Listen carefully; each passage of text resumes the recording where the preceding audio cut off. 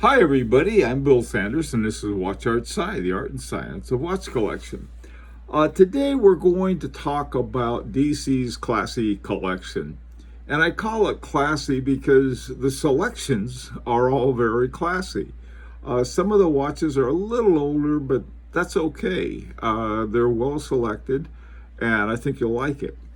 First of all, let's take a look at this Cartier Tank Solo. It can be used as a very dressy watch. It's a little banged up, but that's that's okay. It's a good looking watch.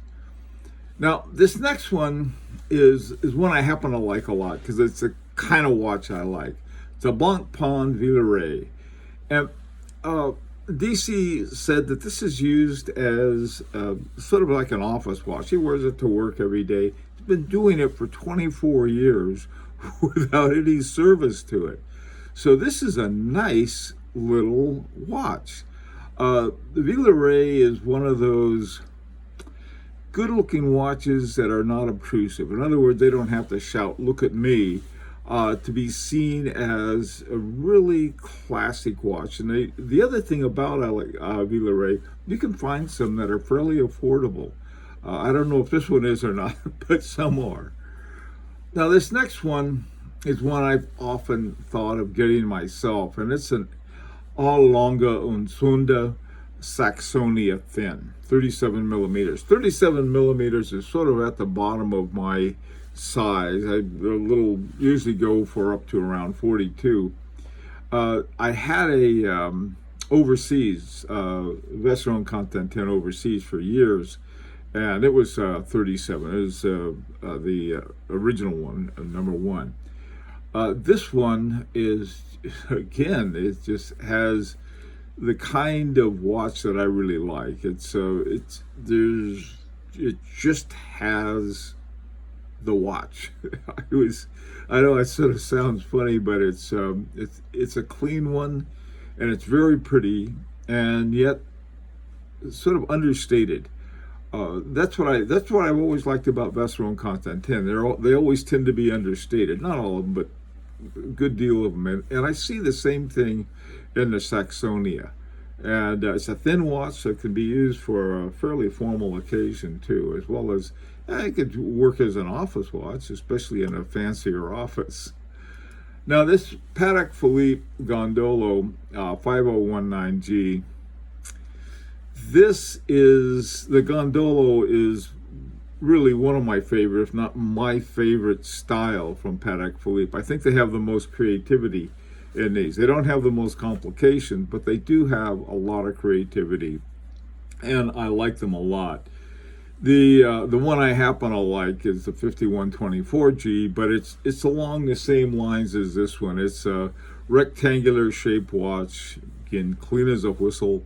I like the way the 6 is clipped at 6 o'clock without a big ado. Just a little sub-dial with your sub-seconds and right around the 6.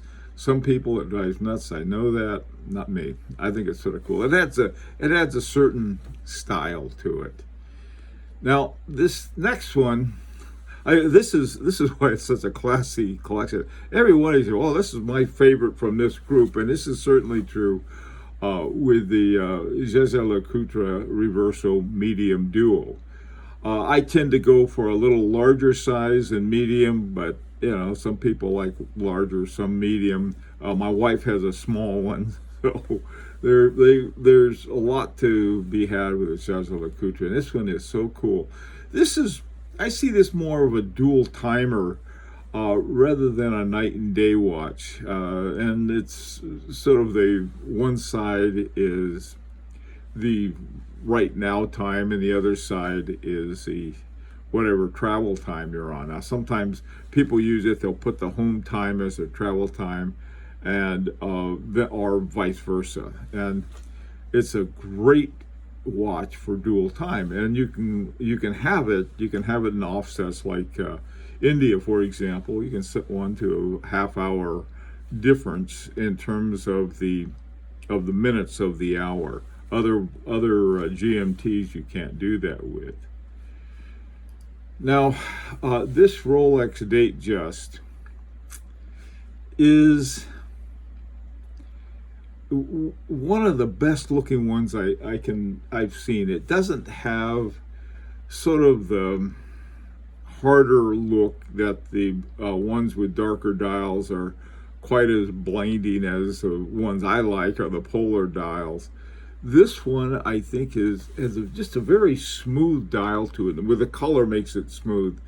And this one could go to a lot of places. It'd be a great one for, a weekend at the club or whatever you're hanging around. And yet it would be good for, for an office watch and a lot of other different occasions. This one I like a lot.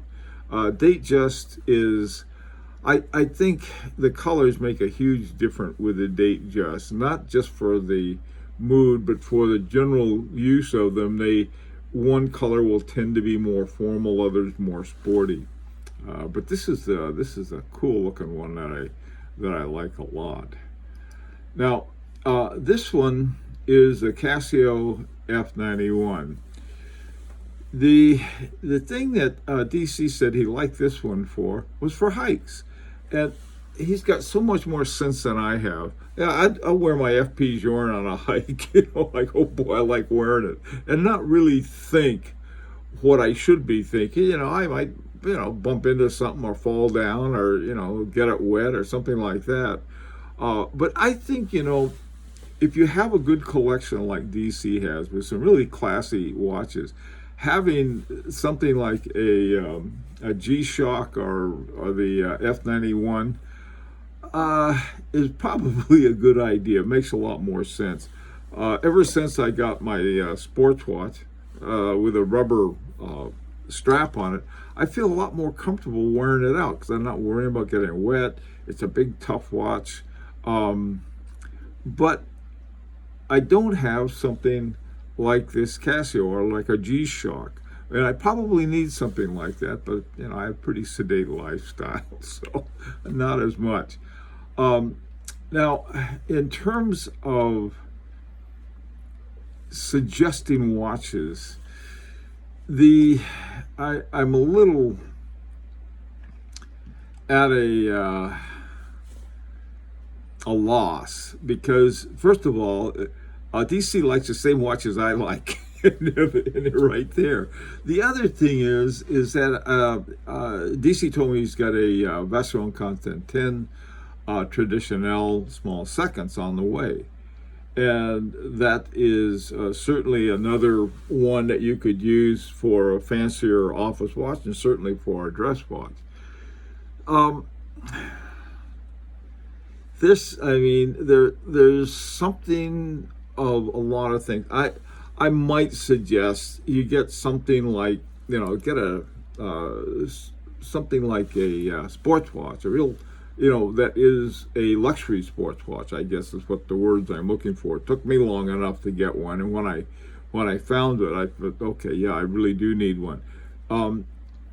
If something like Paddock Philippe, what are they, Aquanaut, they have rubber straps, so they're a real. But the trouble is, they're hard to get and they're really expensive. Roger Dubuis, Easy Diver, fabulous watch. The only thing about them, make sure they have an RD14 in them. They have a lot of different ones, but the RD14 is all Roger Dubuis, and it wasn't the one with that they sort of, when Richemont took over Roger Dubuis, they down quality just a little of a certain thing, but it's still, the movement's the same. There are a lot of other kinds of sports watches, luxury sports watches, I think that would fit in well. Obviously I like the Overseas a lot, and the Royal Oak is a nice one. There are a lot of other ones, though, they're a little tougher. I mean, sort of like this guy. It's a nice tough one, like the Aquanaut. Anyhow, well, listen, I would like to hear what your suggestions are. I'm sure you have some good ones. And until next time, this is Bill Sanders for Watch Art Sci, the art and science of watch collections. And as always, this is an invitation to subscribe if you'd like.